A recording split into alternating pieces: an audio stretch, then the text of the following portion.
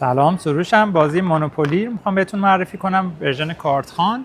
مونوپولی ورژن‌های خیلی زیادی داره، حتی ورژن کارت خان دارش هم ورژن‌های متفاوتی داره با هم، که این یکی از ورژن‌ها هست که میخوام بهتون معرفی کنم. بازیش 2 تا 4 نفره است و ویژگی اصلیش نسبت به مونوپولی‌های دیگه اینه که پول توی بازیتون نیست، اسکناس نداره.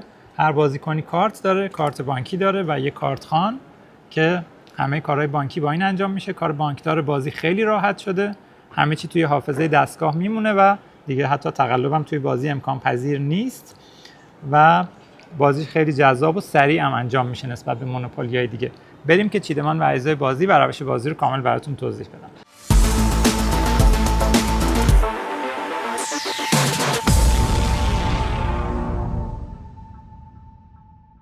خب اجزای بازی رو ببینیم. صفحه بازی که مثل همه مونوپولی ها زمین های رنگ های مختلف هست. از زمین شماره 1 داریم اینجا تا 22. مهره های بازیکن ها توی این مونوپولی وسایل نقلیه هستن، یا اتومبیل به رنگ قرمز، قایق آبی، هواپیما سفید و هلیکوپتر سبز. هر بازیکن یک مهره رو انتخاب میکنه و کارت بانکی مرتبط با خودش رو برمیداره. هر وسیله نقلیه‌ای کارت خودش رو داره. کارت هلیکوپتر، هواپیما، قایق و ماشین. این 4 تا کارت بانکی که به بازیکن‌ها میرسه.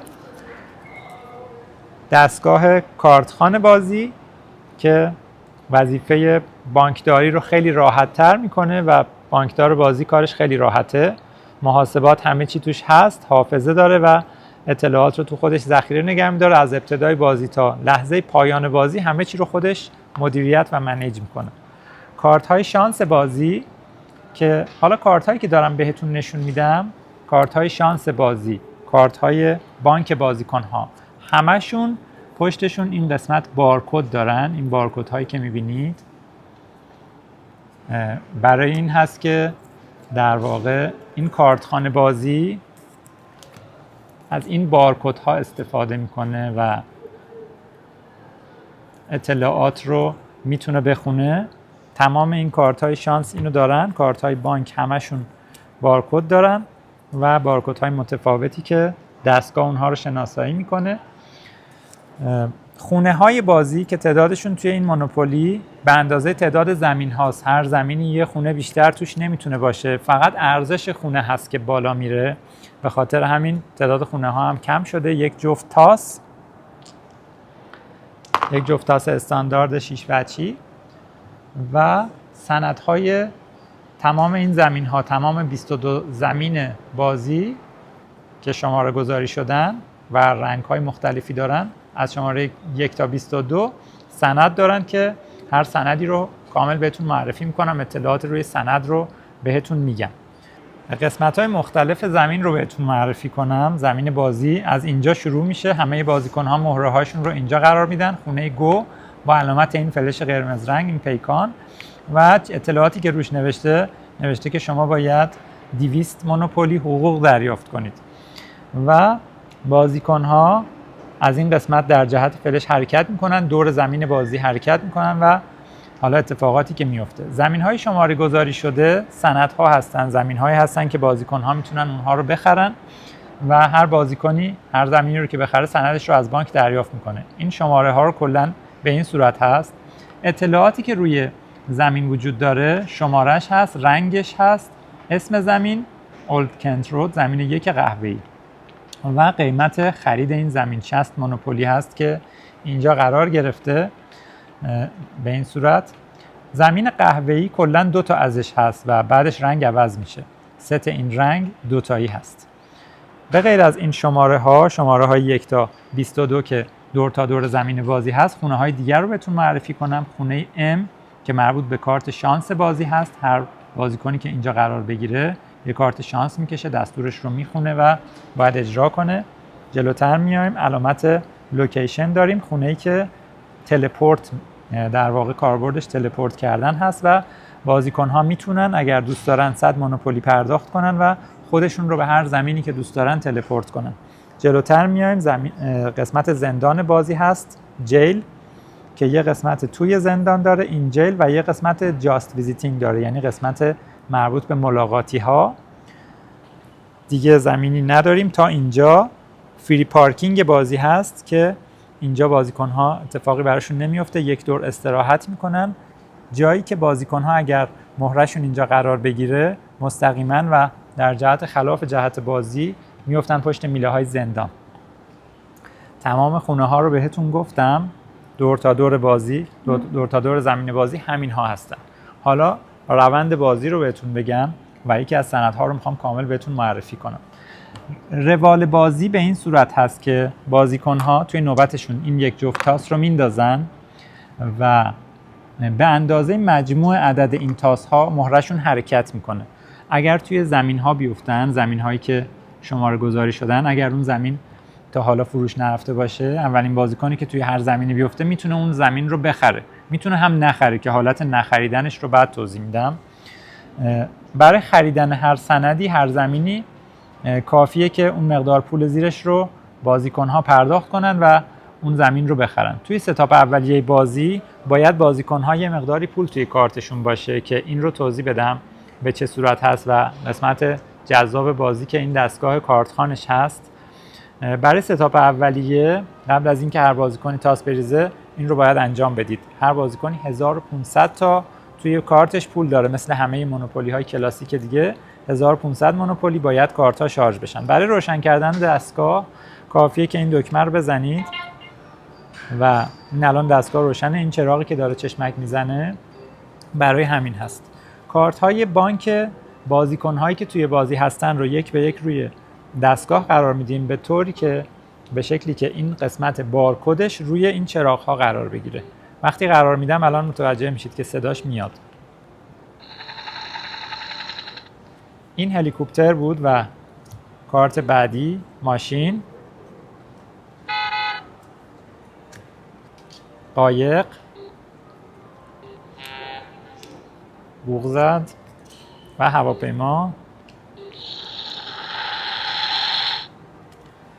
وقتی که هر 4 تا کارت یا حالا هر تعدادی که هستید 2 یا 3 یا 4 تا کارت رو روی دستگاه قرار دادید، این علامت تیک رو فشار میدید. روی این قسمت مانیتور الان هر 4 تا وسیله نقلیه نشون داده شده. 1500 مونوپولی برای هر بازیکن واریز شد و الان ستاپ اولیه دیگه کامل هست. بازیکن ها زمانی که تاس میریزن و روی زمین ها قرار میگیرن، برای اینکه هر زمینی رو بخرن سندش رو از بانکدار دریافت میکنن. سند رو طبق همون بارکد هایی که بهتون نشون دادم روی قسمت چراغ قرار میدن. اینجا داره نشون میده که زمین شماره 1 هست، قیمتش رو مجددا اینجا داره نشون میده 60 مونوپولی. این علامت وقتی که ظاهر میشه معنیش این هست که بازیکنی که خریدار این کارت هست باید کارت بانکش رو روی این قرار بده. فرض میکنیم که بازیکن مهره هواپیما میخواد این زمین رو بخره. خب اگر شما مکستون زیاد باشه، اتفاقی که الان میفته افتاد، اتفاقی که الان افتاد میفته و به این صورت هست که شما باید بلافاصله بعد از اینکه کارت سند رو قرار دادید کارت بانک خریدار رو روی دستگاه قرار بدید. اتوماتیک هزینه 60 مونوپولی این زمین از حساب هواپیما کم شد و سند این زمین به نام اون بازیکن شده. یعنی الان توی دستگاه ذخیره شده که صاحب کارت هواپیما یه زمین داره، زمین شماره 1 قهوه‌ای هست و زمانی که این زمین خریداری شد یه علامت خونه اینجا بود که عدد 1 کنارش اومد. زمانی که یه بازیکن میخواد یه سندی رو دریافت کنه و اون زمین رو بخره، سند روی دستگاه قرار میگیره، بلافاصله کارت بانک خریدار روش قرار میگیره، پول از حساب کارت بانکی کم میشه. علامت خونه‌ای که اینجا هست بلافاصله میبینید که عدد 1 کنارش میاد. توی این مونوپولی هر بازیکنی اولین زمینی که بخره و از اون به بعد هر زمینی که بخره بلافاصله یه خونه مجانی هم دریافت میکنه. توی همه مونوپولی ها برای ساخت خونه شرایطی وجود داره، باید ست رنگتون رو کامل کنید، اتفاقاتی باید بیفته که شما شرایط ساخت رو پیدا کنید. ولی اینجا به محض اینکه یه زمین دریافت کنید یه خونه هم اتوماتیک شهرداری بازی بهتون میده و روی اون زمین مربوطه روی عدد 1 قرار میدید. وقتی که زمین رو میگیرید روی عدد 1 قرار میدید. اینجا هم دستگاه کارتخوان داشت نشون میداد که خونه روی عدد 1 هست. یعنی چی؟ یعنی که لول این خونه روی زمین 5 1 هست، ارزشش 1 هست و به این معنی هست که اگر روی سند دقت کنید اجاره‌ای که بابت این زمین دریافت میشه لول 1 این زمین هست، یعنی 100 مونوپولی. حالا اینکه چجوری ارزش لول این بالا میره رو جلوتر بهتون توضیح میدم. بقیه خونه ها رو بگم که چه اتفاقی میفته. اگر بازیکن ها تاس بریزن و روی خونه مونوپولی قرار بگیرن، علامت M، یک کارت شانس برمیدارن و روی دستگاه قرار میدن.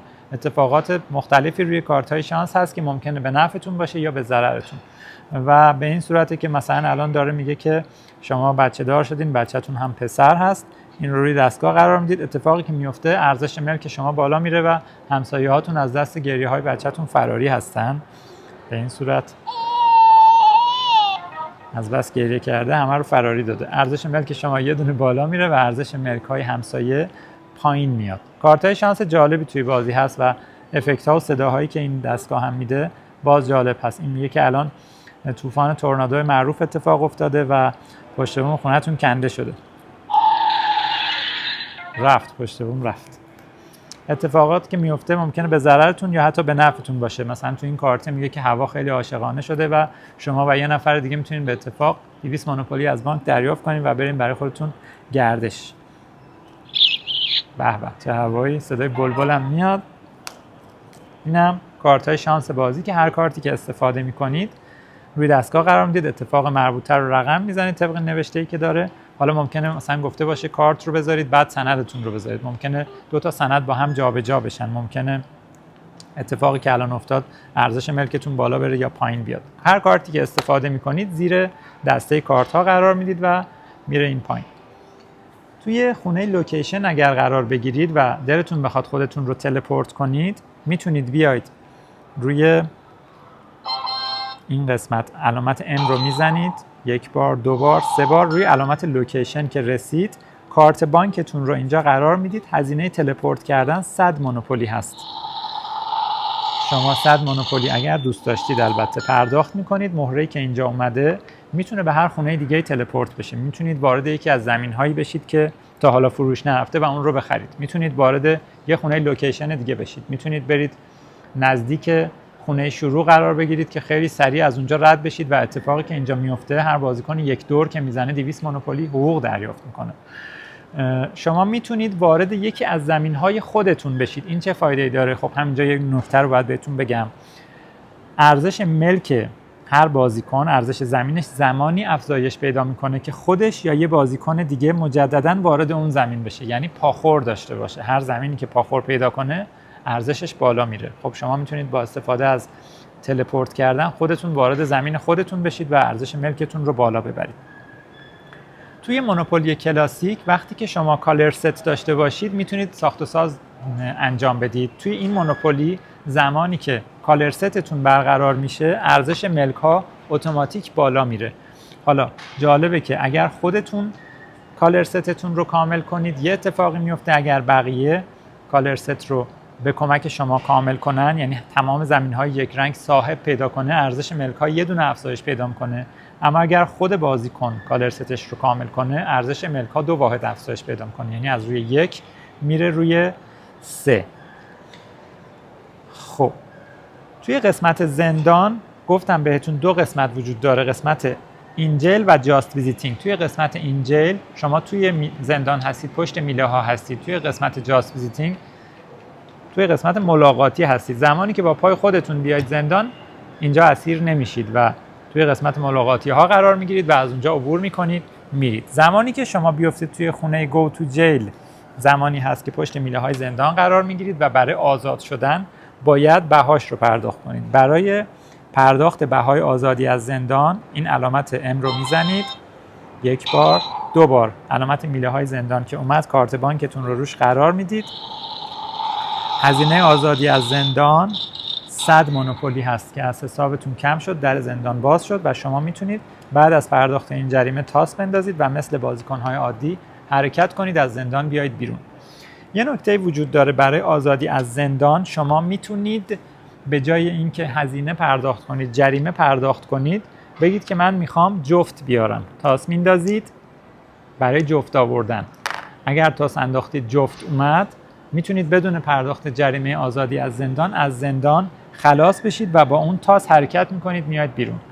در حالت طبیعی وقتی شما تاس میندازید و جفت میاد، اگر جفت اومد شما جایزه دارید، یعنی با اون تعداد حرکت میکنید، کارش رو انجام میدید و بعد دوباره میتونید تاس بریزید. اگر دوباره هم جفت آوردید میتونید دوباره تاس بریزید و حرکت کنید و کارش رو انجام میدید. اگر 3 بار جفت آوردید به جرم تاس گرفتن میرید پشت میله های زندان.